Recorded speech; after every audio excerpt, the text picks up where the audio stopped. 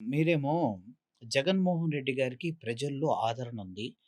ప్రజలు ఇప్పటికి కూడా 40% ఓటు బ్యాంక్ ఉంది అని చెప్తూ ఉన్నారు. నిన్న చంద్రబాబు నాయుడు గారు మాట్లాడుతూ ఆయన అన్న మాట ఏంటంటే, ఎక్కడికెళ్ళినా మీ రాష్ట్రంలో ఒక భూతం ఉందంట గదా!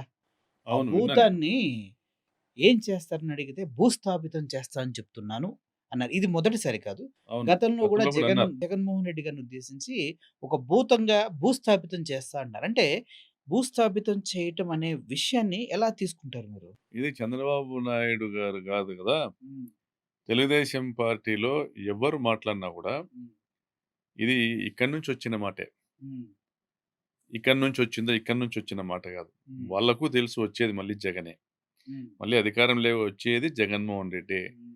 ఏమున్నా ఈ ఈ 4 సంవత్సరాలలో అందిన కాటికి దోచుకుని ఎళ్ళిపోదామనేటువంటి తాపత్రయం తప్ప వాళ్ళు వేరే ఏం లేదు. అయితే ఆయన జెప్తున్న విషయం ఏంటంటే ఎన్నో పరిశ్రమలు లేదా ఎంతోమంది పారిశ్రామికవేత్తలు ఈ రాష్ట్రానికి రావాలనున్నారు. హ్మ్. అమరావతిలో పెట్టుబడులు పెట్టాలనున్నారు. హ్మ్. కానీ జగన్మోహన్ రెడ్డిని చూసి భయపడుతున్నారు.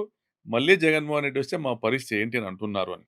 ప్రశ్నిస్తున్నారండి. నిజంగా, నిజంగా వాళ్ళు ఎటువంటి దోపిడీ విధానము లేకోకుండా కేవలం పరిశ్రమలు పెట్టి లేదా వాళ్ళ కంపెనీలను ఇక్కడ స్థాపించి ప్రజలకు ఉపయోగపడేటువంటి అభిప్రాయంతో ఉంటే వాళ్ళు భయపడాల్సిన అవసరం ఏముంది?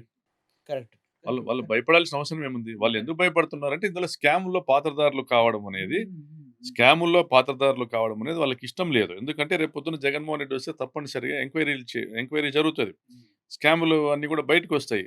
అప్పుడు ఈ సంబంధిత పారిశ్రామికవేత్తలు, మల్టీనేషనల్ కంపెనీస్ వీళ్ళందరూ కూడా దాని యజమానులంతా కూడా జైల్లోకి పోవాల్సొస్తది.